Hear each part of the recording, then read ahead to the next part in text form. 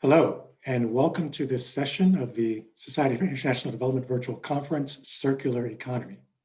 My name is Jay Knott, Executive Vice President, Chief Administrative Officer of Environmental Defense Fund. I'm also a board member of the Society for International Development, and it's in that capacity I have the honor of welcoming you to this session, Circular Economy. It's kind of a low-key title, which I think may understate its true importance. Simply put, we must find sustainable ways to develop. Can you hear me now? Yes. Yeah, so looking around the world, you can see evidence that how much garbage is becoming an international issue. The trade dispute between US and China has really crippled the recycling industry in this country. If you look at there's a current dispute between Malaysia and Spain, where again, Malaysia is tired of taking garbage from other countries.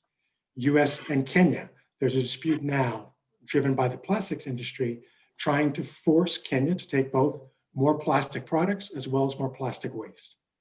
Finally, Philippines is in a dispute with Canada, again, over the acceptance of waste. We produced 50 million tons of hazardous electronic waste alone per year. What we all know is that we've been benefiting from this pipe where we develop stuff, we consume it, and it goes out. We all know what happens when you get a clog in the pipe, the drain backs up. So it's about garbage. Garbage has become a significant issue in foreign policy, in international trade, in international developments, in environmental justice and health, as it has always been. And so it's with great pleasure, I think we welcome this panel here to talk about some of those issues, whether it's policy and regulation, actions that corporate and other institutions can take, or the choices we make as individuals or as shareholders for that matter. And so great discussion, circular economy, not a small title, big title, high importance. And the person who's going to lead that discussion for us is Wesley Spendler, Business Strategy and Sustainability Director at Accenture. Wesley? Thank you so much, Jay, for that introduction and setting the scene there. It's really great to be here today to host this panel as we take on, as Jay said, the very important, the very big topic of the circular economy. But before we jump into what will be a really, really interesting discussion, I just want to share a few thoughts on why circularity is such an important topic under the umbrella theme of this conference, which is A Decade to Deliver. So to start with the challenge, the traditional economic system in which we currently operate is linear, meaning we extract resources, we use these resources to produce goods, and then ultimately these get thrown away, they become garbage, as Jay said, or at best we might recycle. And the linear economic system is therefore perpetuating an unsustainable production and consumption system. To illustrate this further, our current rate of consumption is 1.75 times the Earth's carrying capacity. What does that mean? That means each year we consume 75% more resources than the Earth can naturally regenerate, and that's set to become 3 times by 2050. And we're more than set to double resource use by 2050 as well. So clearly we have a really big problem. Excitingly, the circular economy is a concept that reinvents this unsustainable take, make, waste model. Waste is designed out, materials are looped back into the system, products are kept within productive use for as long as possible, and ultimately the goal is to move to more regenerative and restorative systems. Moreover, and I think equally as important, the circular economy helps us build more resilience into our global supply chains. It also provides opportunities for growth, for innovation and transformation. And I've been working in the circular economy space for many years now, and I really feel like we're at a critical juncture in the agenda. On the positive side, I would say over the last couple of years especially, we've seen the breadth and depth of circular activity from organizations of all types around the globe, scaling significantly and expanding rapidly. However, there is a lot more to be done to capture the opportunity of the circular economy, transform waste to value, and scale for true impact. We really feel that all actors have an important role to play in this transition. It really requires the whole ecosystem to think outside the box and collaborate in new ways, from business to investment bodies to the public sector to academia, and of course to the development community. So on that note, I'm pleased to welcome our panel. We have three fantastic individuals who will bring a range of perspectives on the circular economy to the audience today. They're all working in different ways to advance the circular economy, but are equally committed to championing the agenda through their own organizations, as well as through their work in pioneering collaborations and partnerships. So welcome, Alyssa, David, and John. Thanks for joining us today. Thank you for having us. Yeah, good morning. Great. Well, before we begin with the discussion, I just want to note to the audience, we will have a discussion over about 30 minutes, and then we would like to ask the audience for questions. So as we go through, please do ping your questions in the chat, and we'll have 10 to 15 minutes at the end for you to pose your questions to the panelists. So with that said, we'll go ahead and kick things off. Now, so everyone in the audience is familiar with who each of you are and what you do. I would like to ask each of you to provide a short introduction to yourselves, share a little bit about your role, and also give your perspective on why you really feel the circular economy is a critical agenda for us all to be embracing right now. So I will start with Alyssa, if you don't mind going first. Yeah, that sounds good. So my name is Alyssa Foster, and I work in Patagonia's Materials Innovation and Development Department. I've been with Patagonia for 16 years and have worked on environmental projects for them all 16 years. And my focus is really looking at the environmental impacts of operating the business, making product, logistics, our owned and operated buildings, and identifying where our impact is, and then programs and strategies for reducing impact. A lot of my work recently has been focused on components that would fit into a circular economy, looking at the materials that we make, what happens to the scrap that's generated when we're manufacturing garments, and then what happens at the end of the life of a garment. And then with regards to why is circular economy pretty amazing and powerful, I feel like in all my years sort of being in the environmental field, this term sustainable development has always come up as like this great thing that we should all be striving for. And I feel like the circular economy is actually a mechanism to achieve sustainable development. So we've kind of identified this really key way of managing resources through a circular system that will lead to a more sustainable future for us. So thanks for having me. I'm excited to be here. Thanks so much, Alyssa, and we look forward to digging into some more elements of your role soon and your work, of course. David, would you like to go next? Sure, I'm David Stover. I work with an organization called Borreo that was founded in 2012, and effectively we operate a model to educate fisheries and work in fishing communities in South America to collect fishing nets to prevent that waste from entering our environment, specifically the ocean. We're an organization that started focused on building our own products from recycled material. And over the last several years, we've pivoted to working with companies like Patagonia on the integration of our recycled material into their supply chain to help them uncouple from a need of new plastics. And that's the primary role that we serve. We are a recycling company, but we operate in a very niche sector, only focused on fishing nets and trying to tackle that problem, which has been identified as a major source of the 8 million tons of plastic that are entering our oceans every year. And for me, the circular economy, it's really this key element that we need to take to look at our planet, realize we live in a finite place. Wesley, you mentioned the linear economy. We've been consuming and producing as if we can endlessly extract resources and, to Jay's point, dispose them in waste in communities around the world. We've gotten to a point where communities don't want our waste, and we're realizing that this extractive way of building products without a consideration of our planet and where they're going, it's a broken system. And so we really need to find ways to disrupt that economy.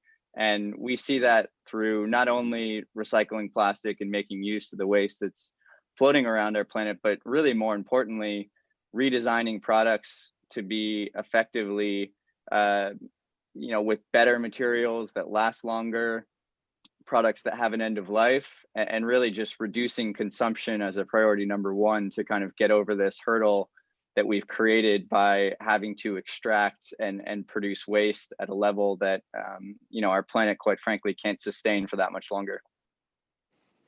Absolutely. Thanks for that, David. And now, last but not least, John, could you tell us a bit about yourself and your work? Good morning. Thank you. I'm John Engen, and I work for Tetra Tech. Tetra Tech is the implementing partner for USAID's program called Clean Cities Blue Ocean. So I also serve as the chief of party for that program. My background includes far longer than I'd like to say, 30 plus years working in the solid waste and recycling industry in senior level management positions. And I've also spent a lot of time doing international development work, specifically in the area of solid waste planning and infrastructure development. The circular economy, there's a lot to say about it, obviously, and looking forward to this conversation. We're dealing with a lot of challenges simultaneously, whether it's rapid population growth, weak policy framework, which we see all the time, inadequate service delivery and system financing issues, you name it, we see it all the time in the work that we do.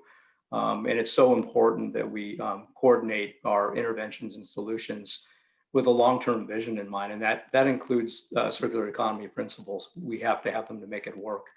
Clean Cities Blue Ocean is USAID's flagship program to address ocean plastic pollution. So we hold circular economy principles at the core of our approach. We're focused on land-based interventions and managing waste at the source while working in primarily urban and some peri-urban areas. Since recent reports indicate that the global ocean plastic pollution is set to outpace even our current mitigation efforts, it's imperative that foundations for a circular economy and closed loop systems be established now. There is a lot of urgency to the work that we're doing. Thank you so much, John, and great to hear all those introductory remarks in terms of what you're doing. Obviously, really important roles in the circular space, and really interesting ways that hopefully we tackle this big challenge. So I guess to go one step further with that, and I'll start with Alyssa again. It'd be interesting to hear a bit more. Patagonia is obviously known across industry as one of the leaders from a purposeful business perspective. But could you tell us a little bit more about your organization's journey in embracing circularity? So both some of the challenges or the barriers that you've come across, because let's not ignore that those do exist, but also maybe some of the opportunities and key successes that you've had so far. Yeah, absolutely. I mean, where we started was back in the 90s when we started using recycled plastic bottles to make recycled polyester. So we started really with using recycled materials in our product. And then as the journey continued, we started looking into other ways to use recycled materials and came across a partnership with a material vendor called Tasian, and they had this program where they were recycling polyester textiles into polyester textiles. So we were able, that's kind of was 2005, and that's when we started really thinking about collecting our used garments back from customers. And also we wanted to just make sure that they weren't ending up in the landfill and causing waste. So we started really thinking about how could we get our garments back. So that was kind of the shift from just using recycled materials in our product to also thinking about what happens at the product's end of life.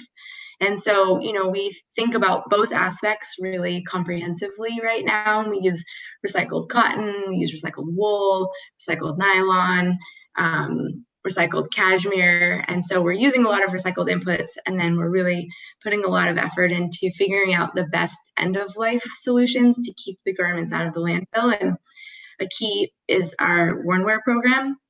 And that's really getting back used garments from folks that have enjoyed the product and are done using it, but it still has some life in it. So we have a platform online where people can purchase used garments, and we feel like that's like the best thing we can do. Let's keep the garments in use for the intended purpose that they were designed for as long as possible. At some point, they will become waste, but let's keep using them until that point happens. And then once that happens, once like, the second or third or fourth user of that garment has wore it out and it is not wearable anymore, then that's when we start thinking about how it can be recycled. And I will say, like, that has led us to some challenges. There is recycling infrastructure for textiles that's available for sure, but it is not comprehensive. So it doesn't match all of the different material types that all of these apparel brands are using in their products. So we can recycle cotton really well, we can recycle polyester, there's obviously nylon recycling, but sometimes when we have blended fabrics or a garment made of a bunch of different components, it becomes really hard to dismantle the garment and then also find the right recycling streams for it. So I would say innovation in recycling is something that is always needed and we're always looking for. And then also some of sort of the more logistical things about identifying the form in which a material needs to be in order to be recycled efficiently is also a big challenge. But some of the successes, I will say, and maybe this is a good sort of lead in to our next panelist, is like groups like Borreo and finding this really unexpected stream of nylon that can be recycled and used in product. And I think that is like amazing. And this story is growing, and we're learning every step of the way. And I think those types of wins are things that will propel the circular economy forward. Absolutely. And as you say, a very good segue. So David, it'd be great for you to maybe expand on that. Obviously, Borreo operates at the end of life aspect of circular economy and feeding back in to the system. But as a startup, you perhaps formed with a circular mission in mind. So it'd be great if you can continue on from Alyssa's point. Tell us a little bit about what you're doing, again, what sort of opportunities you've seen and how you've conquered certain barriers or what barriers you still have to face. Yeah, sure. And just following on to Alyssa's point, I mean, I think the main thing, and Alyssa mentioned it with textile manufacturing, is that people have to realize that even though recycling has been around for a long time, a lot of these supply chains or solutions are very immature. And there are several reasons for that. John named a few of them, of the economic challenges, the policy challenges in developing these supply chains. And so, our experience with recycling fishing nets is very niche in that we're working in one sector, but I think we've seen some of the challenges and economics of the recycling model that are probably relevant across the circular economy. And, for us, we got into it because we wanted to help keep plastic out of the ocean. And a lot of people see the ocean and there's a lot of heart and emotion tied to that. And so people can get on board with recycling and keeping plastic out of the ocean. When we got into it, we looked at, it's not as simple as going out and just collecting plastic out of the ocean and making use of it.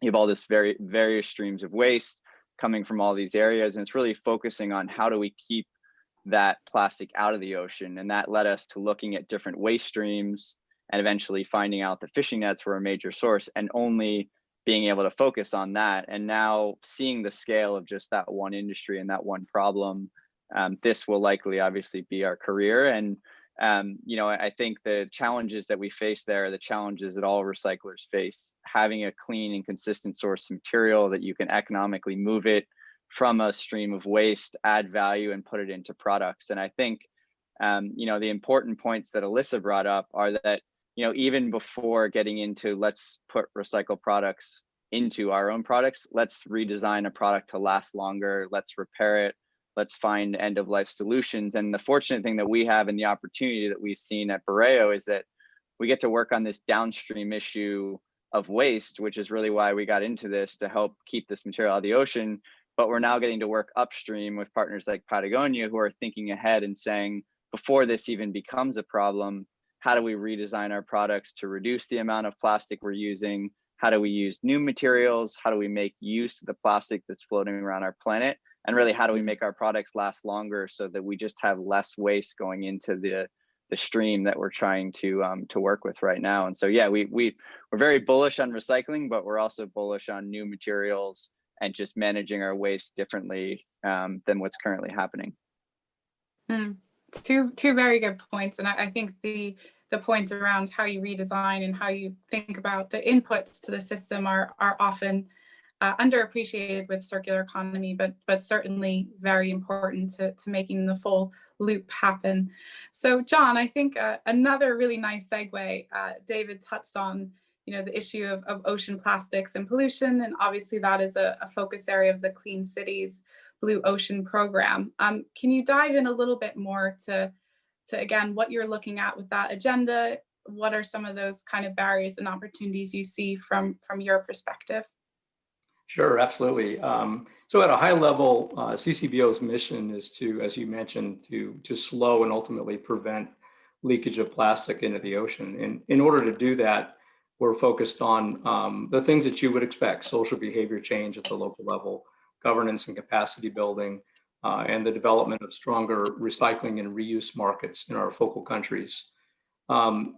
Developing and implementing realistic solid waste management plans at the local level touches on all of these basic principles, and it leads to a roadmap, if you will, that informs more effective collection systems and infrastructure. Aggregation facilities and equipment can bring the economies of scale that we need to build a more effective segregation and feed the recycling and reuse supply chains that ultimately make the circular economy work. So it really is about economies of scale. The barriers, there are a few, but I'd say probably the primary barrier that we face today is the lack of effective and integrated systems that can optimize the circular economy approach and expand the supply chain. That's really what we're focused on. This is why we're spending so much time on the planning and development phase of sustainable solid waste management systems that include primarily more efficient infrastructure. There's a lot of work to do there, and I think that is, ultimately going to produce the supply chain that we need to make the circular economy work. Yeah, great points. And I think that's a really important one. Maybe could you expand a bit further on, obviously this is quite a complex issue and there's a lot of planning, as you say, that needs to go into play. How important is it for all actors to really be involved in some of these big solutions with these gigantic issues? So, those from business to NGO community, academia, and so on. Can you maybe elaborate a bit on that and talk about the role of collaboration and solving some of those big challenges? Sure, yeah. Well, just like with any other global initiative, there has to be buy-in at all levels and a common vision about what you're trying to accomplish. The concept of the circular economy is beginning to resonate, and we're hearing more and more people talking about it at the local level and the importance of circular economy. The difficulty is that we have to be very thoughtful about the approach that we take because it varies in many cases. Conditions are different in every geography that we're working in. So there's no silver bullet when it comes to solutions. The planning process has to be collaborative. It has to address the local community and consumer needs. But the greatest challenge really is the implementation of these solutions at the local level. Past work in this space has focused primarily on planning, and there's a lot of great documents out there. But we really have to get a lot stronger in the area of on-the-ground implementation and also the subsequent monitoring and management of the systems that we're building. Yeah, absolutely. And I think those are all really valid points. And I like your mention of there's no silver bullet. I think that's absolutely true. And there's a lot of creativity and ingenuity that's going to be required to tackle some of this. Alyssa, I don't know if you maybe want to add to that in terms of your thoughts, obviously coming from a corporate business, what are your thoughts in terms of collaboration, not just with the external ecosystem, you mentioned partnerships and so on, but how do you also get employees and workforces engaged in the culture of circularity and helping bring the movement forward?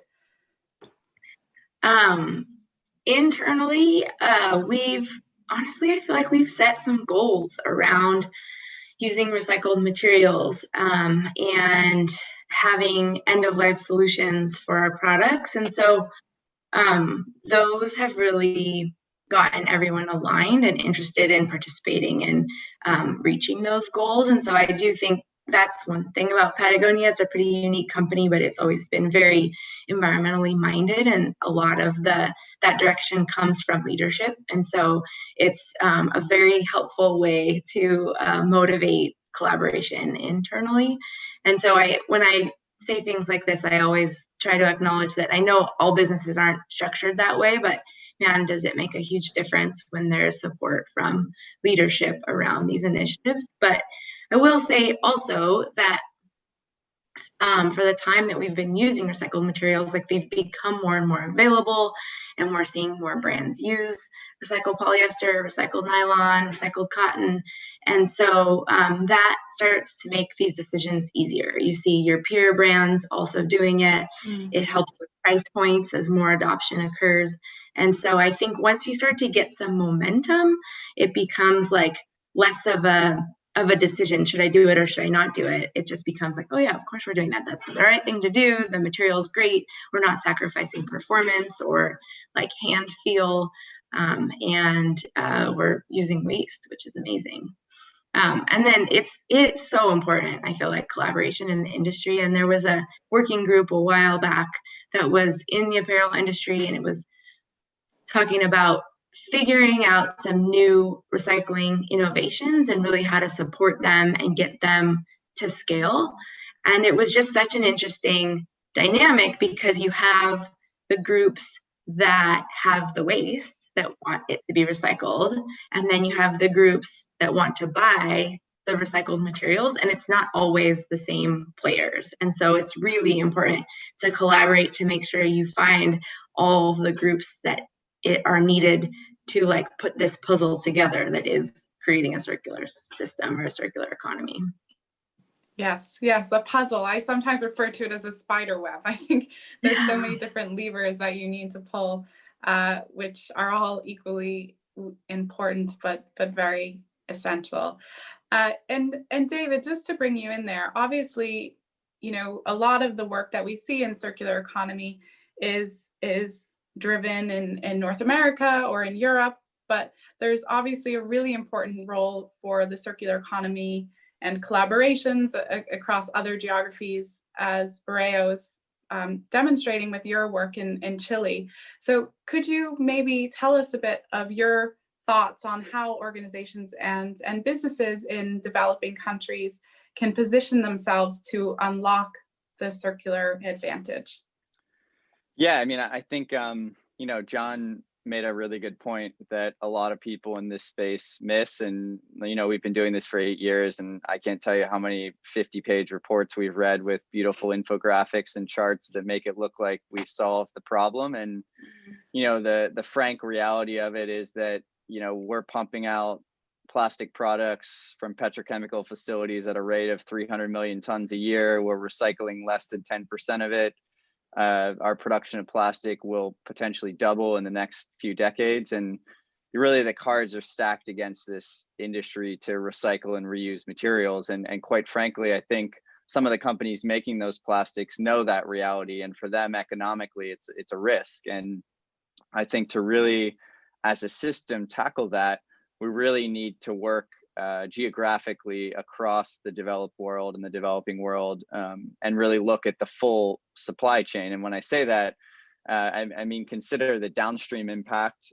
John mentioned a lot of developing areas that have faced the brunt of waste, and certainly we're seeing laws and actions that are preventing waste from being shipped around the world, because that's not a sustainable model.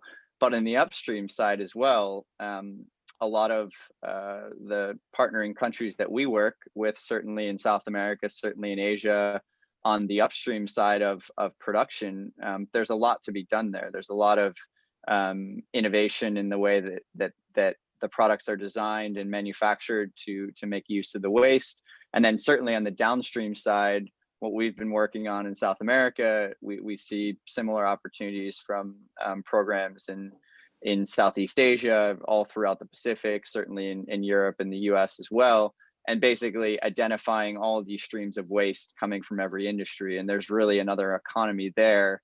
And again, just to reiterate, I don't think we can rely on that reuse and waste management economy to solve this problem. I think it really needs to be led by a redesign and by a replacement of materials first.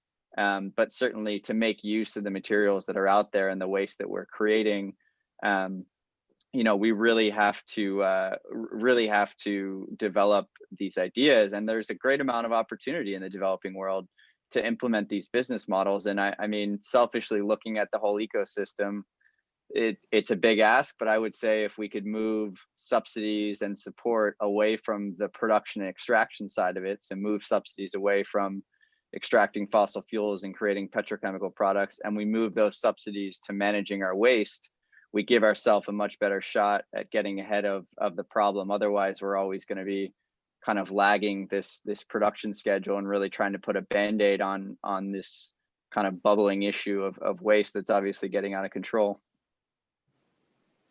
Yeah, no, that's a great point. And that actually touches on my next question, which is really what sort of actions, does this panel think we need to take? We know there's a lot of challenges, a lot of opportunities. What are some of the concrete ways that you see us making this transition, and not just making a transition that's good for business or good for government, but really is a just transition for all? So David, maybe I'll let you think a little bit more if there's anything additional to add, but maybe John, if you have thoughts on what are some of those key actions that we have to take as a global community to embrace circularity?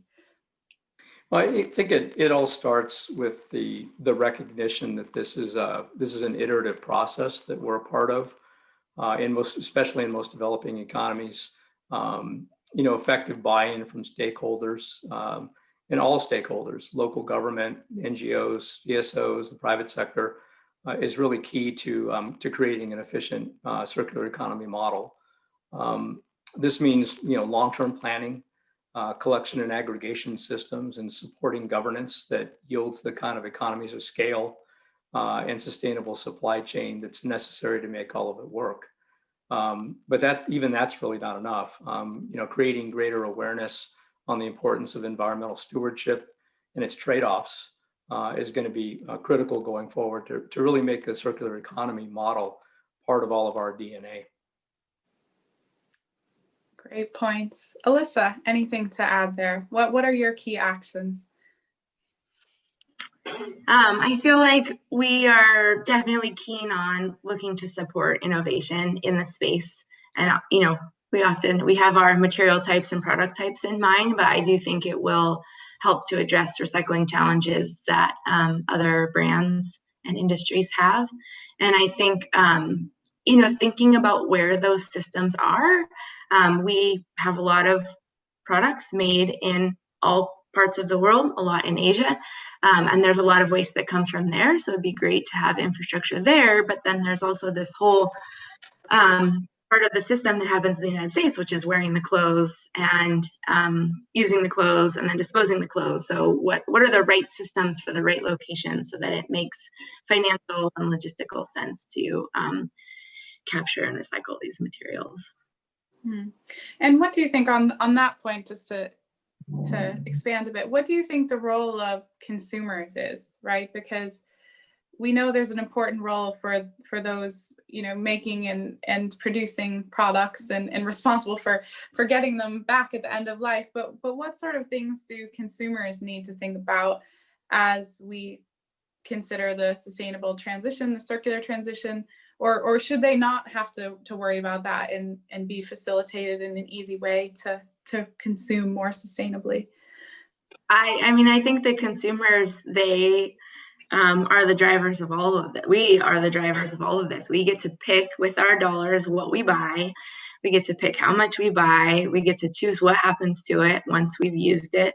And so I think all of those decisions are really important. So making sure that you're only buying what you need and you're not going to buy stuff that sits in the closet, never gets worn, and then gets disposed of. Like that's not a great system. So buy what you need. Think about what you're buying, look at the labels on the products, and buy materials that are made with recycled content so you know you're already supporting a circular system. Read on the websites of the brands that you buy from what they talk about in terms of what can be done with their garments when you're done using it, because I think a lot of brands are starting to build programs like Worn Wear that Patagonia has. And so there are options for disposing of the garment in a responsible way and then following through with that action when you're done using the garment, making sure that it gets into the hands of recyclers, basically, or someone that can responsibly manage the next phase of its life. Absolutely. So it's up to us all. And oh yeah, absolutely.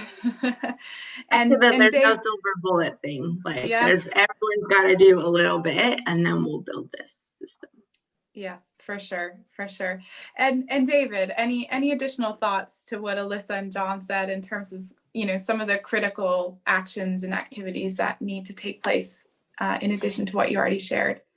Yeah, I mean, I think the consumer plays an important role in that they make the decision, but I think it's on all the companies as well. And something that Patagonia does really well is to educate the consumer and let them do the right thing. Because what we've found in our experience is that consumers want to be engaged. And so by educating them, pulling them into the process, if they feel like they can be a part of the solution, then that's a real win-win. And as a greater economy and looking at the business space, and we're a part of this B Corp movement that Patagonia is a part of as well.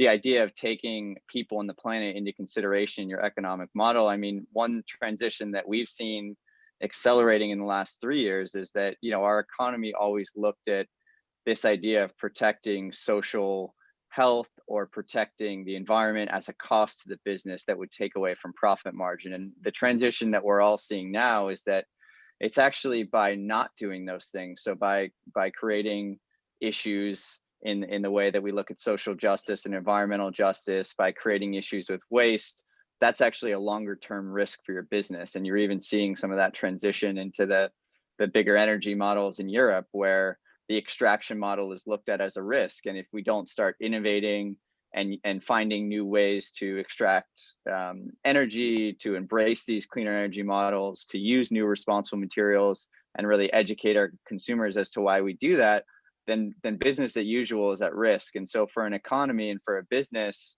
that wants to have a sustainable path, and not sustainable as in protecting the planet, but sustainable as in being around in 20 years, I think embracing that idea that we need to find ways to work with people and the planet really more, and not just put profit before everything, that will really drive a lot of the big, really big changes that we all need. Well, that is a fantastic way to, I think, position it, and leads me on to my final question before we go into the Q&A with the audience. Is I just love it for each of you to quickly state what you think is the key takeaway that you want this audience to leave with from this session. So obviously everyone here has certain roles in their own organizations, in their communities, and in society. What would be your one takeaway on the circular economy, the message that you'd like to get across? So John, maybe you'd like to go first.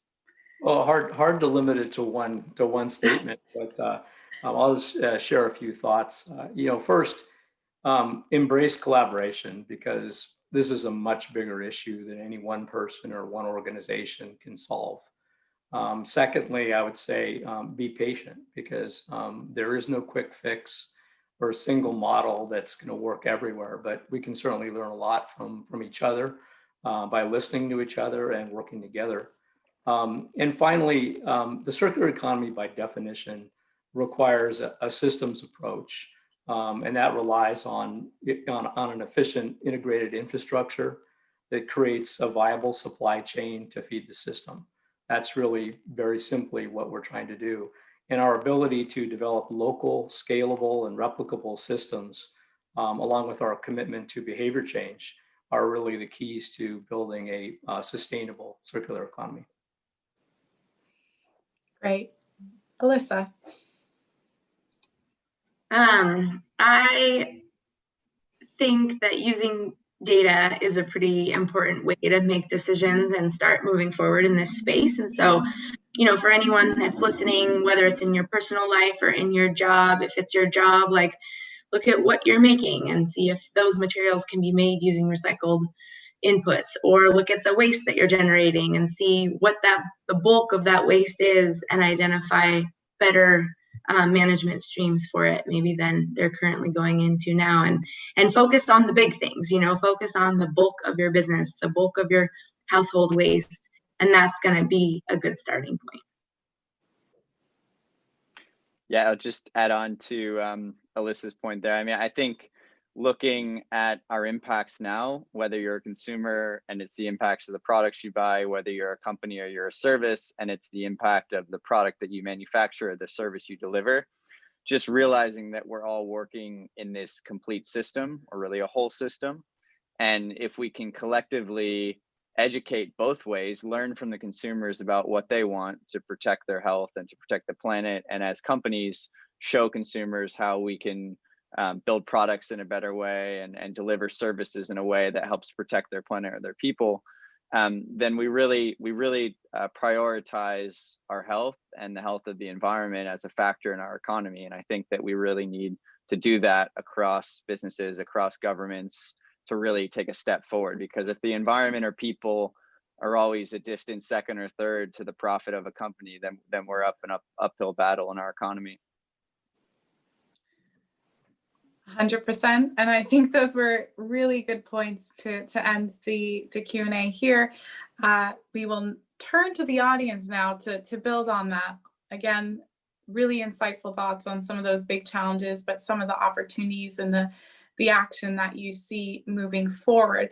So I'm just going to take a look now at some of the questions that have come in from our audience, and I'll tag each of you to a few of these. So the first question that I see is a question for you, John. This is from Michelle. I'd like to see the circular economy focus integrated into more donor-funded projects. In the meantime, it's important for us as implementers to gradually decouple growth from the consumption of finite resources as we work globally. I'd love your thoughts on how we can weave that into scopes of work that we do not at first glance think to incorporate it in. Yeah, that's a good question. You know, I think, and I'll go back on my many years of experience in the solid waste industry. I think that we tend to try to develop solutions that are we make solid waste and recycling much more complex than it really is. Because we want a solution and we want it right now. That's the way we all are. Globally, everybody feels really pretty much the same way. But I think it really is. It's really an iterative process. It's a step-by-step process. It's focusing on the foundational issues, and it's spending time, particularly after we build facilities and then we leave, and there's nobody there that understands how to run those facilities. Or we focus too much on technology, when technology typically, in a lot of places where we work, technology is step 5 and we're not even on step 1 yet. So we have to be able to walk, before we can run. So simplify. What we're trying to do is we're trying to simplify, and we're trying to build the basic foundation and the basic understanding, because so much of what we're doing needs behavior change and education, as well as the actual infrastructure and the systems that we're trying to put into place. Thanks so much, John. What a great answer. This next one is for David. So David, touching back on that point of sustainable consumption and the consumer's role, there's a question here about is the fact that your materials are circular or green or sustainable, is that recognized when you sell your products? And do you feel that consumers are willing to pay a premium currently for more circularity in what they consume? Yeah, great question. I mean, definitely, I think the first important point is that like we recycle mainly one type of material. And so going into those products, we try to focus on products that require that material. So it's a highly functional polymer. We don't need to put highly functional recycled polymers like a nylon into everything we make. We should be using it responsibly and in products that last a long time. And I think it is really important for consumers to recognize, like Patagonia marketing, that, hey, we're working to replace an existing stream where we rely on this material. We recognize that it's been sourced either in a different way or maybe an extractive way historically. And so we're going to integrate now a post-consumer recycled material. So material that's been in our economy, and really make use of a waste stream and then rely on that to be used in the products. And certainly there is a premium associated with developing and innovating those models. And from what we're finding, and Alyssa mentioned this as well, is that it's really getting those off the ground where you kind of can break through the hurdles of that. Certainly in the 8 years we've been doing this, we've seen our costs come down from our supply chain.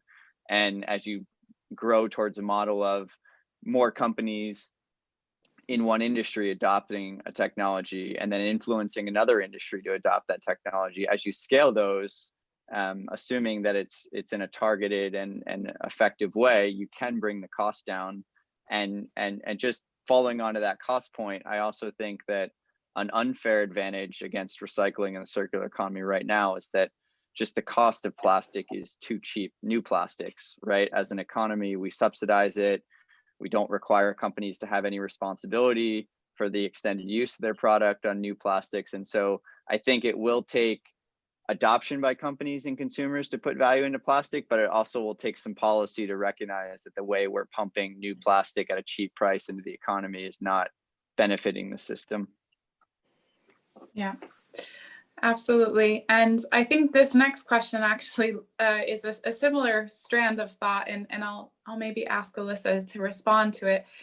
This is from Christy asking how we tackle this challenge of companies being focused on we have to sell more and more to maximize revenues, but not making enough effort with consumers and helping them think about what ends up in landfills, what happens to used products. So how do we shift this overall culture of I guess in your case, maybe or your industry's case, maybe fast fashion, but this disposability focus? Is there anything you want to add there? That's such a hard question. And I will say, like, if you would have asked me in last December, I would have been like, you know what? Businesses are expected to grow, and I don't see any businesses that don't want to maximize growth. But I think that all of the changes that have happened to retail, specifically apparel, since COVID in March have really hit apparel brands very hard, and it's making them sort of rethink a lot of things. And that's the sense that I'm getting as I read articles and talk to friends in the industry, that this is a moment in time where brands need to really think about what their value system is, what their identity is, who their customers are, why people are shopping with them, and then also how much they make and how much they can expect to grow. And I think, again, as consumers right now, we have this like moment in time where we can think also about what we're buying and where we want to buy from. And I think that maybe we could build off of the changes that are happening right now in a positive way. You know, obviously it's been such a hard time, but there have been some things that have come out of this that might set us on a better path, at least when you're looking at the apparel industry and moving away from such a disposable industry. And so I don't have the answer to that, but this is an interesting moment to be thinking about that. Yeah, absolutely. And certainly a moment to reflect and reshift to better ways of managing that. And one thing that you've all touched on a little bit, but we haven't really dived into much, is the role of policy and policymakers. There's a question from the audience on if, I'll pose this to anyone who might like to answer. Does anyone have any examples where they think policy is supporting circularity and helping it to be enabled versus maybe acting as a barrier to circularity? I am just gonna make a general statement that I have heard that maybe there are some regulations in Europe and certain countries around supporting using recycled inputs in products. And so I think initiatives like that could make a huge difference. And maybe there's opportunities in the US thinking about that approach as well. Yeah, and I'd second that. I mean, I think we see incentives for, say, collecting like recycled bottles, right? You'll have a deposit on that. I think incentives at the production level that reward companies for, such things as taking out planned obsolescence, right? So if you design a product to last longer, there'd be some advantages as a business.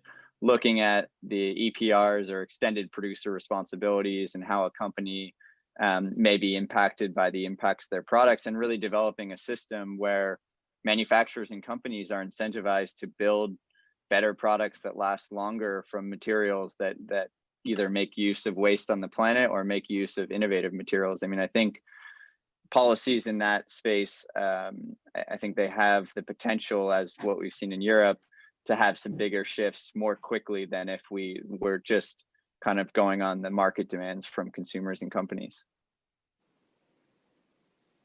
Yeah, I would add to, I think both David and Alyssa make some good points, and I think there's a lot more discussion along these lines right now. Even in the countries that we're working in, developing countries, specifically in Southeast Asia, there's a lot more discussion about things like EPR and different types of incentives. The biggest challenge that we face, though, in most of those countries is the inability to fund enforcement. So they're great ideas, and there's a lot of talk about them, and there's a great chance that they'll be implemented. But from a practical standpoint, how are they going to be enforced going forward? So it's good news, but we have to see how it works out. Yeah, absolutely. And I think the European Union's Circular Economy Action Plan is probably the best example of where it's headed in the right direction to support the movement. But there's still lots to be done, and lots of, I think, smartly shaped policies and regional targets and things like that need to come into play. So I would echo all of what you've said. And we probably have time for maybe one or two more questions. There's an interesting question here around the role of youth or the young culture of what said, individuals who are more open to things like sharing or shopping thriftily and so on and so forth. So what's your perspective on the role of the younger generations and what they have, I guess, to play in this movement in creating more sustainable consumption? I can speak up on that. I taught a circular economy class at UC Santa Barbara a couple years ago, and it was an upper division class. So, students that were probably 20 and 21 years old. And I feel like the concepts really resonated with them. And they also, challenged them too and said, well, if the system's so great, why isn't it more prolific in our society? But I feel like there is this era that everyone goes through when you're out of your parents' home and you don't have a lot of money yet, and you are being resourceful, and you do still want to get out, you want to, go skiing, and you want to go hiking, and you need gear. And I think like the secondhand economy is really applicable to that group of people. And then I also read about the different generations, right? And the characteristics of different generations. And so I'm curious, if the current generation that's 20 today, and they're really engaged in these sharing economies and reuse economies, if that will continue on as they get older. Because I do think historically people start to make more money and then they buy more things and they buy more expensive things. But I wonder if there is going to be a shift with younger generations, and that they're seeing their parents' generation buy too much. The garage is full of stuff. They hear about all these environmental problems. They want to make a change. And so I think sort of it's yet to be seen how that can carry on through people's lives. But I definitely think that the youth right now are definitely in this space, and there's so much potential for them to help support the movement. Absolutely. So let's cross our fingers that that continues, and different generations indeed do come together to support the movement, as well as what's been said here, business, public sector, academia, development. There's a lot of important roles to play if we are to make the transition, but it was really great to hear all these thoughts from you, John, David, and Alyssa on the action that you're doing, the pioneering work you're doing, and I guess the optimism, the cautious optimism that you have for the future. So that takes up our time today. Thank you everyone who has joined this session and listened in, and for all the great questions. Sorry we didn't get to all of them. And last but not least, thank you again to our speakers, John, David, and Alyssa, and thanks to Jay for opening this session. Thanks, everyone. Thanks, you guys. Yeah.